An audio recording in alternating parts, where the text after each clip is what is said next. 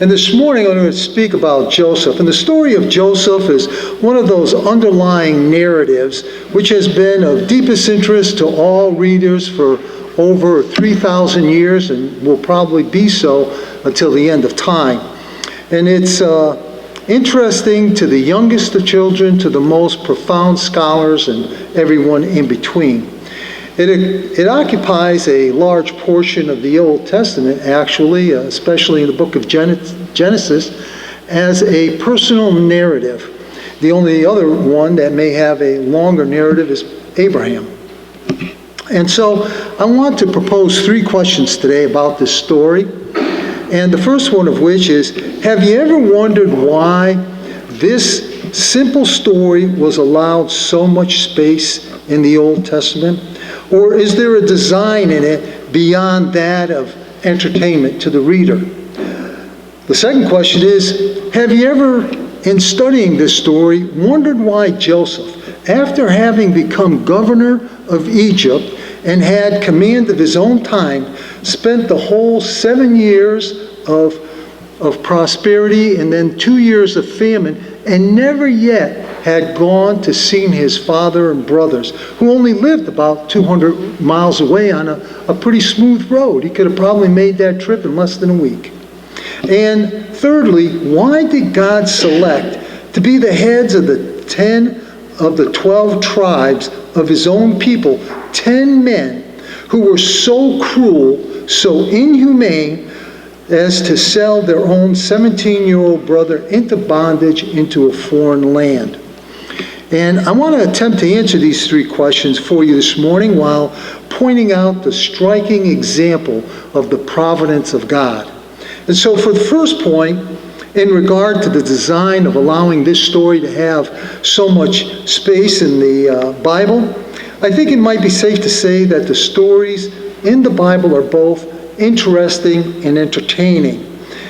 But there is always the divine mind in that God has in these stories to be a little bit more than just entertaining. In order to get the bigger picture here, we have to go about 200 years back from the scripture reading that we had this morning. And it's to the time when God asks Abraham to leave the Ur of Chaldees because he is promising him that he and his descendants will inherit the land of Canaan. And in Genesis chapter 14, we read of an event there where Abraham had already left Ur of Chaldees, and he's living in the land of Canaan. He's probably wondering, when is God going to give me this land that he had promised me? And so he has a vision. God appears to him and he had instructed him to slaughter some animals and to lay them out onto the ground where they would be touching one another. And the birds of prey had come, and during that day Abraham was chasing them off until that evening when they left to go roost.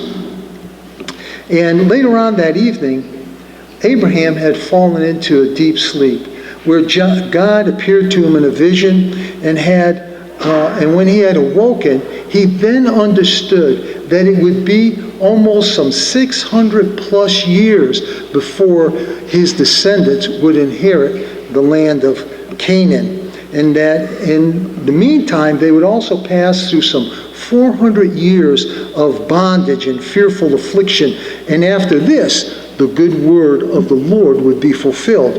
And you'll recall from reading about the life of Abraham that he never did learn the country in which his descendants would be in bondage, and that it would be, in fact, the land of Egypt, or how they would come to become slaves in that land.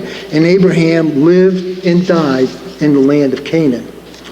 His son Isaac lived about 180 years, and he too died and left his children, his servants, his flocks and herds, and they also continued to live in the land of Canaan.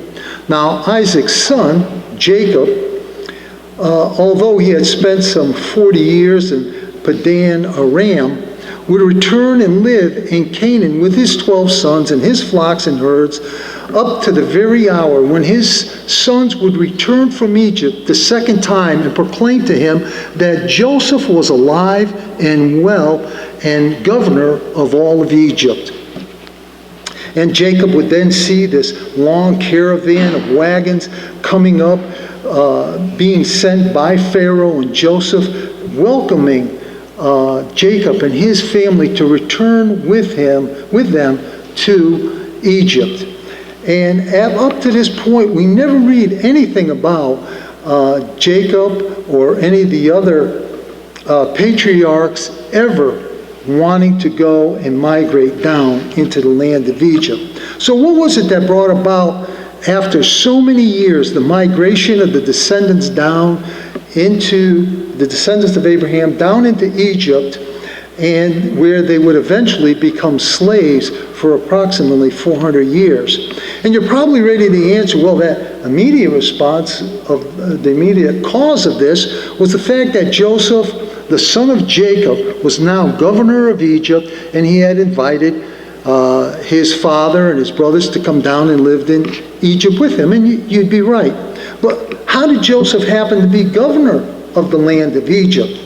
And your response is, well, the immediate cause of it was he had interpreted Pharaoh's dreams, that there would be 7 years of plenty and then 7 years of famine, and that he then proposed to Pharaoh that he appoint someone to oversee the gathering of grain during the 7 years of plenty, in order that they might be distributed during the 7 years of famine, in order that the people might not starve.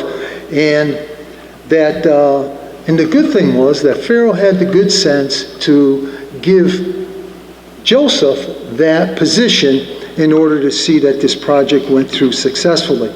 But then, how did he happen to come to interpret that dream? And you might say, well, because all the magicians of Egypt had been called on to interpret it, and they had failed. Not only could they not see the meaning of it, but they could not even give any type of supposition as to what it might have meant. A dream in which Pharaoh saw 7 fat cows coming out of the river Nile, followed by 7 lean cows that devoured the 7 fat cows, and yet they still remained lean. Why, that went outside of all of the interpreting of dreams that these dreamers, these interpreters of dreams had invented in that day.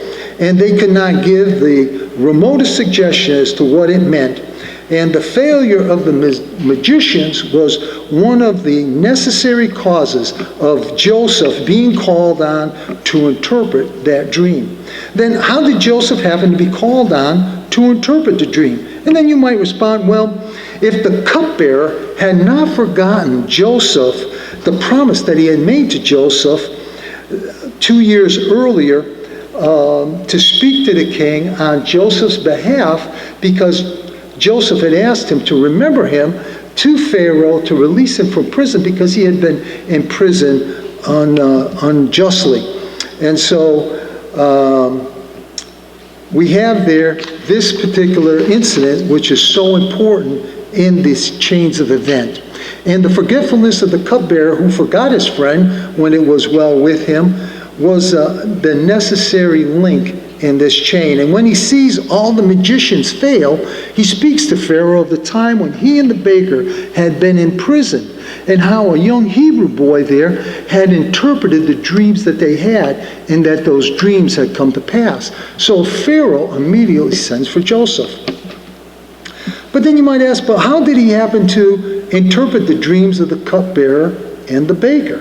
Well, that depended upon their having dreams, and upon their having those dreams in prison, and upon Joseph being the man who had charge of the prisoners, and who, coming in and finding the 2 great officers of the king looking very sad, asked them what was the matter. But you might ask, well, how did Joseph happen to have control of the prisoners so as to have access to these officers? Why, that depended upon the fact that he had behaved himself so well in prison, as to win the confidence of the keeper of the jail, and had been promoted until the management of the whole prison was placed in his hands. And you might ask again, well then, how did Joseph happen to be in prison in the first place? And someone may very well respond, well, it was the wife of Potiphar who had made a false accusation against him. Have you ever wondered why Potiphar didn't just kill Joseph outright? You know, many men at that time may very well have done that.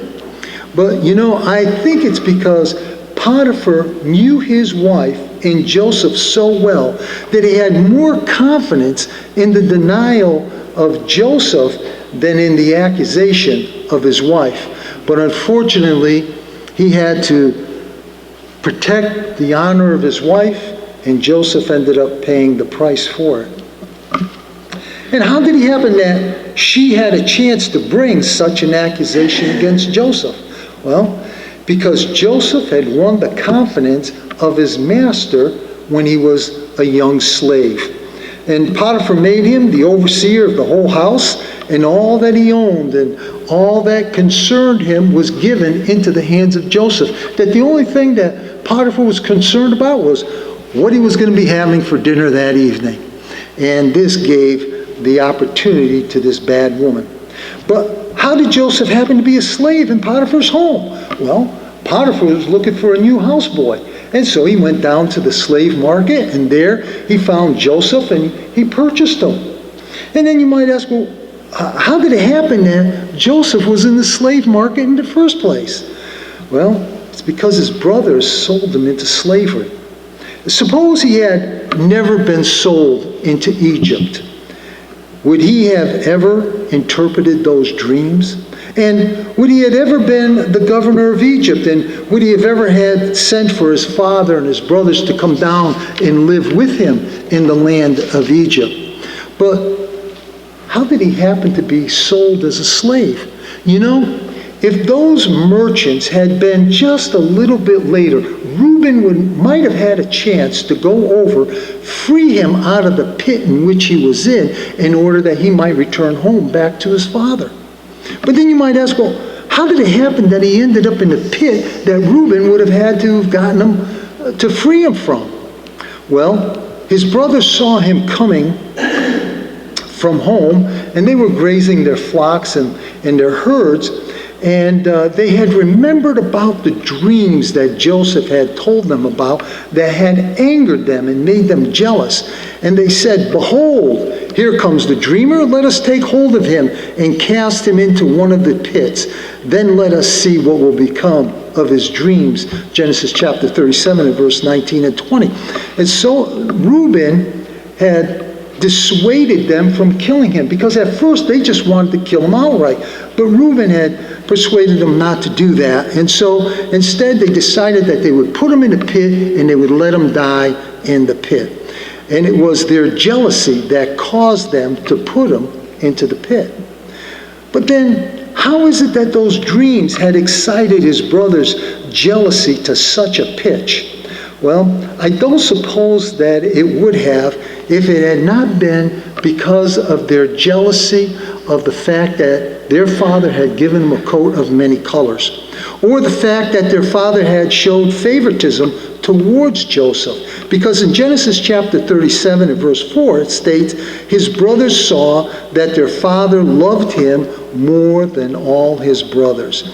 And so now we have traced back the causes from one to another till we have reached the source, the partiality of the old father and his love for one of the sons over all of the others.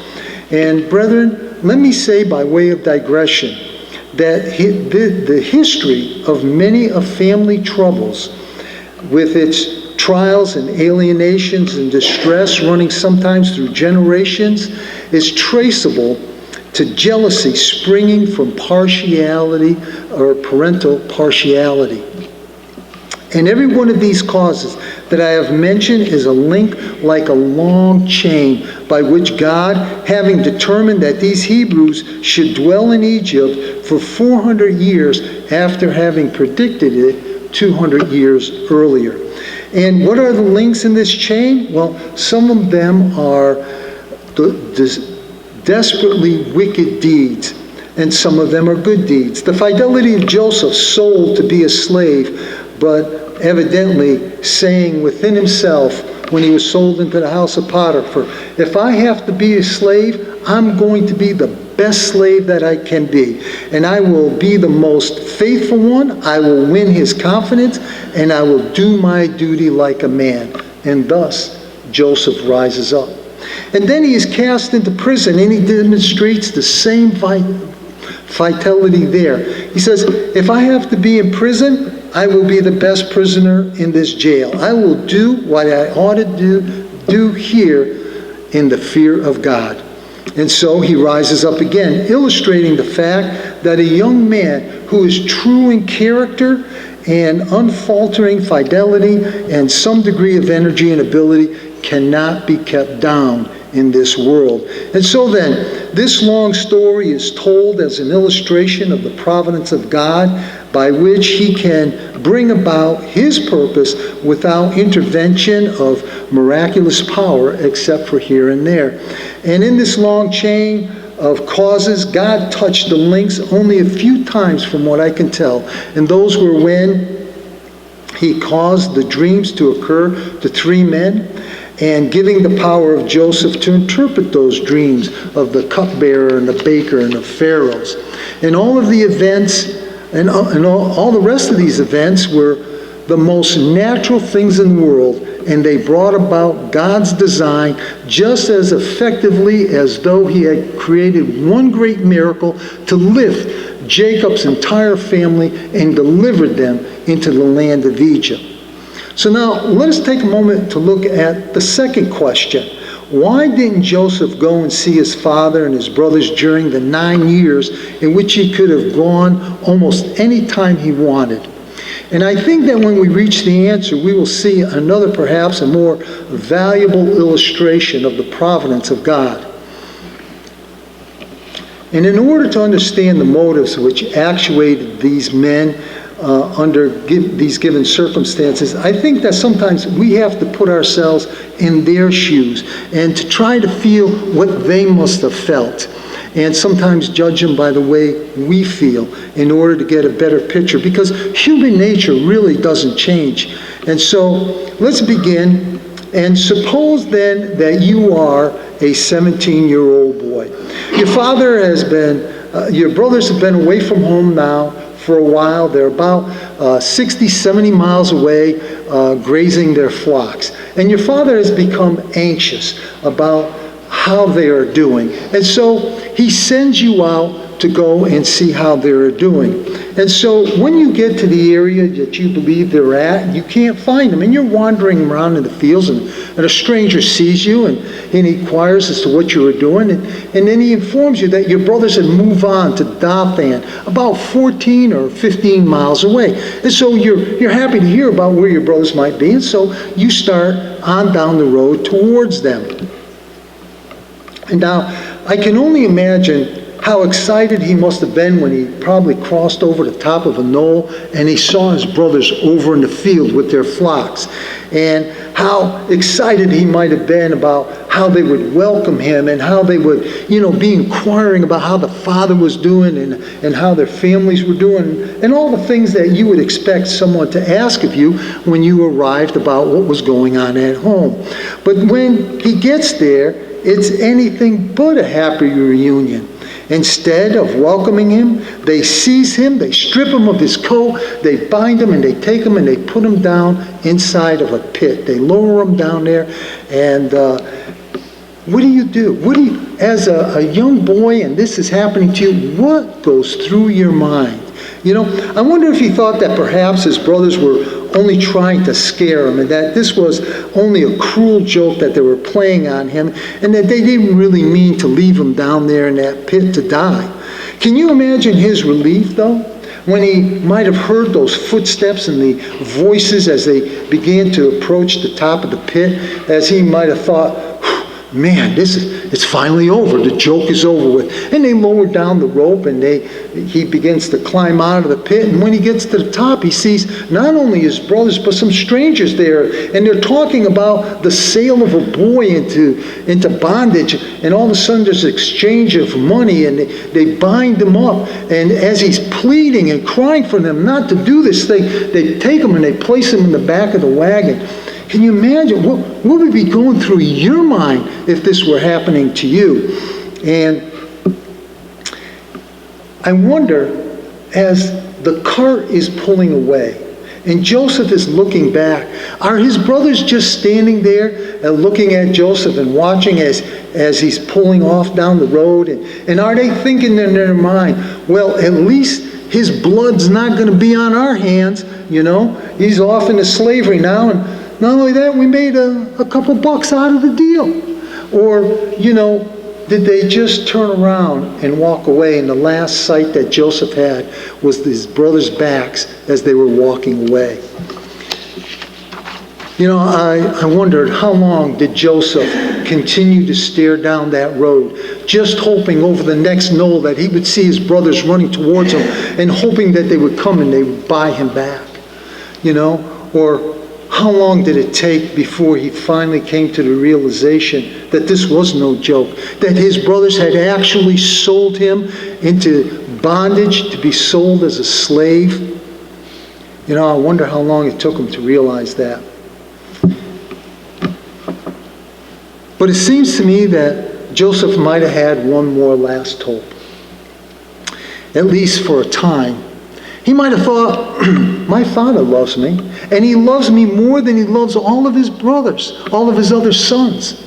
And, when he finds out that I've been sold into slavery, into bondage here, he's going to do whatever it takes, send as many men as necessary with enough money to come down and purchase me back. I trust my father will deliver me yet. But he is sold into the house of Potiphar, and years pass by. He is cruelly cast into prison, and years pass by, until some 13 years of darkness and gloom and sorrow and probably some despair have gone, and he has never heard of his father sending for him. He could have done it. It would have been an easy enough thing to do. And now, how does he feel toward his brothers and his fathers? Would you have wanted to see those brothers again? And when he figured out his father had never sent for him, perhaps thinking he loved his money more than he loved me. And when that feeling took possession of him, do you think he wanted to see his father anymore? That father who allowed him to perish, as it were, without stretching out a hand to help him? And could he bear the thought of ever seeing those brothers again? Is it no wonder why he didn't go see his father and brothers in his first 9 years as governor of Egypt? And the way he felt is seen in one little circumstances. When he was married and had his firstborn son placed before him, he named him Manasseh, which means causing to forget. Because he says in Genesis chapter 41 and verse 51, God has enabled me to forget all my troubles and all of my father's household. The remembrance of home and brothers and fathers had been a source of constant pain to him, and he never could think of them without the agony of heart. But now, thank God, God has allowed me to forget them. And what a terrible experience that someone must have to have in order to feel this sense of relief and gladness that he has been enabled to forget all about his father and his brothers and his early childhood at home. That is the way that Joseph felt when Manasseh was born. And wouldn't you have felt the same way? So everything was now going so well for him. More than he thought it could ever be possible. He had riches, honor, a wife, children, everything that could delight the heart of a wise and good man, when suddenly one day his steward comes in and tells him that there are 10 foreigners who are wishing to purchase some grain. You see, Joseph had put out a decree that all foreigners must be brought to him before they would be allowed to purchase any grain. And Joseph instructs the stewards to bring them in. And lo and behold, it's his brothers. And as they approach, they bow down before him, just as he had dreamt about years before. That so enraged his brothers. Of course, they didn't recognize him dressed as in the Egyptian style, and especially the fact that he was governor of Egypt. There they are. They're now standing before him. And it must have been a surprising and painful sight for him. He instantly determines to treat them in such a way that they will never come back to Egypt again. And he says to them in chapter 42 and verse 9 of Genesis, "You are spies. You have come to look at the undefended parts of our land." Then they said to him, "No, my lord, but your servants have come to buy food. We are all sons of one man. We are honest men. Your servants are 12 brothers in all, the sons of one man in the land of Canaan. And behold, the youngest is with our father today, and one is no longer alive."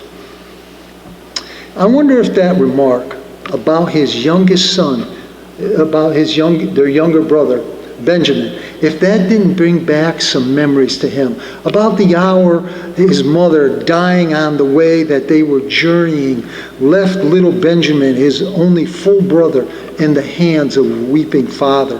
Or how it reminded him that when he was sold, Benjamin was still a little boy at home, and he remembers, saying goodbye to his little brother as he went off to see how his other brothers were doing. He is my own mother's child, he must have thought. And instantly he resolves that Benjamin is now going to come down into Egypt to live with him, and that he was going to scare away his brothers, and so that they would never come back to Egypt again. And so he says to them, "Send one of you and let him bring your brother back, that your words may be proved, or else by the life of Pharaoh you are spies."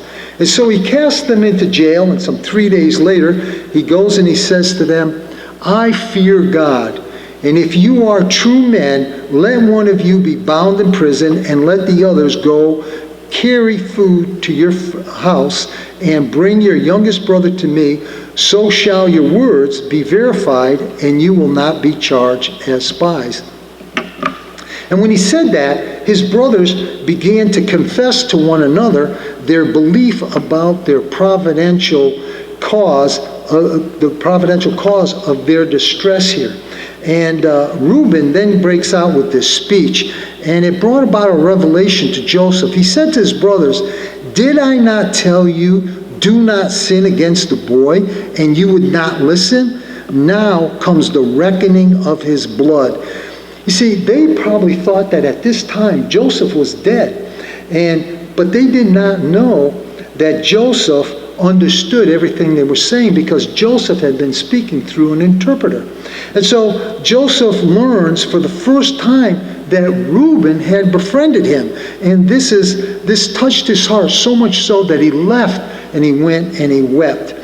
And so afterwards he decides that he's not going to keep the oldest one, Reuben, in prison, and he bypasses Reuben and selects the next oldest, Simeon, to remain in jail while the rest returned home to the land of Canaan with the food. And then Joseph instructed the steward to sell them the grain. But why did he order the money to be tied up in the mouth of every man's sack? Well, they were once so mean and greedy for money that they sold him for 15 pieces of silver. And he must have thought, I'll put this silver in the mouth of each one of their bags, and we'll find out if they're still as dishonest as they once were. And if so, I'll never hear about this money again. And so time goes on a good deal more than probably Joseph had expected, because of the unwillingness of Jacob to send Benjamin down into Egypt because of his fear of possibly losing this son as well. But finally the news arrives to Joseph that the 10 Canaanites or Hebrews had now returned. And so they brought once more into his presence, and there is Benjamin. And so he says to them, "Is this your youngest brother?" And he doesn't even wait for them to give an answer, because he knows that it's their younger brother and it's his one true brother by the one mother. And so he says, "God be gracious to you, my son." Genesis chapter 43 and verse 39. And so he slips away into another room, weeping over the fact that he just seen his youngest brother. And so Joseph is now so close to completing his plan of having his brother Benjamin, who had never harmed him, to enjoy the honors and the riches and the glory, and then also to get rid of his other brothers. And so he has them over to dine in his house, and this caused them to be somewhat fearful, to go and dine with the governor. You know, they couldn't imagine, what did this mean? But Joseph knew. He had a plan. He had formed a plan. He wanted them in the dining room in order that they might steal something, and yet they did not. And so Joseph instructs his steward to fill the men's sacks with food, put their money back in the sack, and then to place his cup in the youngest son's bag. And that's found in Genesis chapter 44, verses 1 through 2. And it was done, and at daylight the next morning they were on their journey home. And it wasn't very long before the steward had overtaken them and accused them of having stolen Joseph's cup. And he says to them, "Why have you rewarded evil for good? Is it not this in which my Lord drinks and uses for divination?" And they answered, "God forbid that thy servant should do such a thing. Search, and if it be found with any one of us, let him die, and the rest of us will be your slaves." "No," says the steward, "he with whom it is found shall be my slave, and the rest of you shall be blameless." And so they begin searching the sacks, and they begin with Reuben, and as they work their way down, lo and behold, they find the cup in, of course, Benjamin's sack. And they, of course, rip their clothes, and they're in distress over this, and the steward starts back with Benjamin, and they follow. Now, of course, I can only imagine they must have been frightened half to death because of what might happen to Benjamin. But the steward cannot get rid of them, and Joseph was probably on the lookout for the steward returning with Benjamin. And what does he see? His 10 brothers still behind them. He must have been thinking to himself, what do I got to do to get rid of these guys? And so, once again, they come down and they fall down before him, and once more, and say, "We are my Lord's slave. God has found out our iniquity. No," he says, "the man in whose hand the cup has been found, he shall be my slave. But as for you, go up in peace to your father." Joseph must have thought that his plan was a success. They will be glad to leave in peace. I will soon have things right with Benjamin, and from now on, they'll send someone else to buy their grain, because certainly they'll not want to return to Egypt again. But Judah arose and begged the privilege to speak to Joseph. And he recites the incidents of their first visit there, and he speaks of the difficulty with which they had to allow their father to let Benjamin to come down into Egypt. And he quotes his father these words, "You know that my wife bore me 2 sons. One of them went out from me, and I said, surely he is torn in pieces, and I have not seen him since. If you take this one also from me, and harm befalls him, you shall bring down my gray hairs with sorrow to Sheol." He then closes with this proposal: "Let your servant remain instead of the lad, a slave to my Lord, and let the lad go up with his brothers." Judah had just revealed to Joseph 2 pieces of information that he hadn't had. First, He then realizes that he had been blaming his father for 22 years because he had not sent anyone down into Egypt to look for him, to buy him back. And now he sees he has been blaming him unjustly because he thought he was dead, that some wild beast had torn him to pieces. And what self-reproach Joseph must have felt, and what a revival of love that he must have felt for his father now. And the second revelation was about his brothers. He must have thought, I've been trying to drive these brothers away from me as unworthy of any part of me, but what a change has overcome them. He says, the very men that once sold me for 15 paltry pieces of silver are now willing to be slaves themselves rather than see their youngest brother made a slave, even when he appears to be guilty of theft. What a transformation has taken place in the lives of his brothers. Immediately, all of his old affection for them takes possession of him, and with these two revelations flashing upon him, it is not surprising that he broke out into loud weeping. He weeps and falls upon his brothers' necks and says, I am Joseph, whom you sold into Egypt. And we have been mostly talking now about Joseph and his feelings and what he was going through. But how about the feelings of his brothers? In chapter 45, in verse 3, it tells us, but his brothers could not answer him, for they were dismayed at his appearance. They were dismayed at the fact that they were now in the presence of Joseph, the one that they had sold into slavery. What do you say to him? Here you are in this position. You sold your brother into slavery 20 some odd years earlier. And here's your brother who you thought was dead. What do you say to him? And this is the circumstances that they find themselves. And although they had sold him into slavery, and then a thought flashes through Joseph's mind, and that he had never conceived before. Because in chapter 45 and verse 5, it says, now do not be grieved or angry with yourselves, because you sold me here, for God sent me before you to preserve life. He now sees God's hands through this strange and sometimes very sad experience. When he was a slave in Potiphar's house, he didn't see God's hand in this matter. When he was made a prisoner, he didn't see God's hand in that matter. And I suppose that he probably thought it was the devil. But now that he has gotten to the end of the vista, he can look back and sees how God used all of the events to meet his objectives. And brethren, all of us at one time or another will go through a dark place that will almost overwhelm us. And we may feel that we have been alienated or abandoned by everybody we know. But wait a little longer and you will see that God has taken the events in your life and worked them out for his grand, glorious, blessed purpose that he had in his mind concerning you. And the last question we can dispose of now very quickly, because it has been almost entirely anticipated. Why did God select 10 men to be the heads of the 10 tribes of his chosen people who were so base as to sell their own brother into bondage?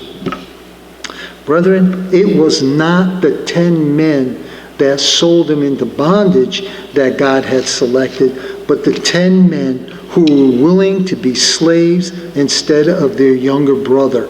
These are the 10 men that God had chosen. And they were worthy. Not many men, when their youngest brother, who would appear to be guilty of having stolen something, would be willing to be made slaves and to let their brothers go free. He says, let me be the slave and let him go home to his father. And what had brought about the wondrous change which they had undergone? And here we have the other illustration of God's providential government, to which I have alluded. When these men held up the bloody coat of Joseph to their father, and they said, "We have found this. Please examine it to see whether it is your son's tunic or not." They were about to enter into an experience that they had never dreamed about. There they stood, guilty and helpless before their grief-stricken father, knowing that Joseph was not dead, as he supposed, but not able to tell him because the truth would be still more distressing than the lie. And what father would rather 1,000 times over have one of his sons be dead than to find out that the others had taken him and sold him into bondage? If their father's grief was inconsolable, their remorse was intolerable. For 22 long years, they withered under it, and it is no wonder that they would prefer foreign bondage for themselves rather than witness a renewal of their father's anguish. The same chain of providence which brought them unexpectedly into Egypt had fitted them to the high honors which were yet to crown their names. God's purpose for each and every one of us is to have us change our lives in order that He can use it to His glory and to His honor. Where we begin is not as important as where we finish. And so Joseph had seen the changes in his brothers. Do people see the changes in your life? Or are you the same today as you were yesterday? In chapter 45 and verse 15, this statement is recorded. He kissed all his brothers and wept on them. And afterwards, his brother talked with them. You know, I can't even begin to imagine what that conversation must have been like. I can only imagine that they had, after realizing and coming to grips what was going on, I can only imagine how apologetic they must have been and how remorseful they might have been, and pleading with Joseph to forgive them for what they had done because they were so remorseful for what they had done so many years earlier. And Joseph reassuring them of their forgiveness. And yet, how do you get out the words that can express the deep sorrow and regret that a heart has?